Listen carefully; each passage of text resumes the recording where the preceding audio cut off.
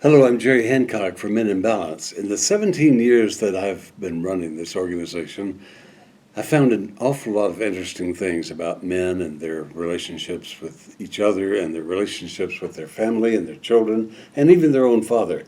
There's a lot of that information here on this website, and I hope you'll take the time to really study it and learn what you can about yourself and about how your own relationships with people that you love may be being affected by things you've learned as a child or things you've learned as an adult, even that interfere with relationships.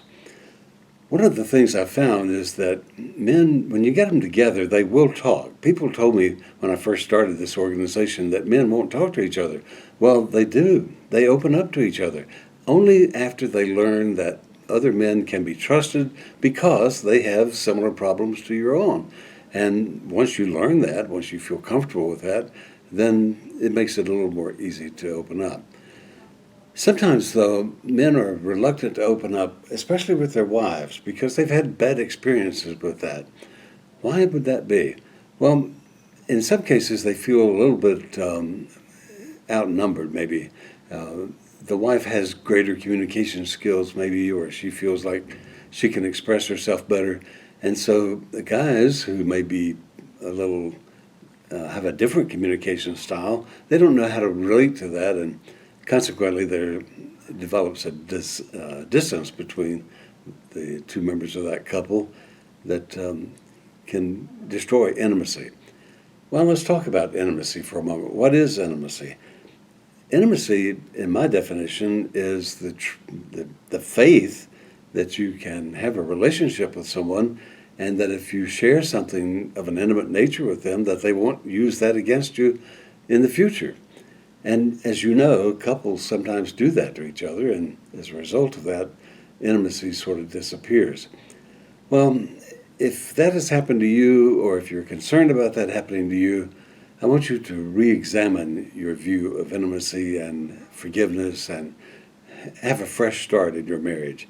Unless you're headed for divorce already, it's a good time to take a look at yourself and your own behavior and your own communication style and what you may be doing that's causing difficulty in your relationship. Maybe your wife has talked to you about this. Maybe you've even sought some counseling.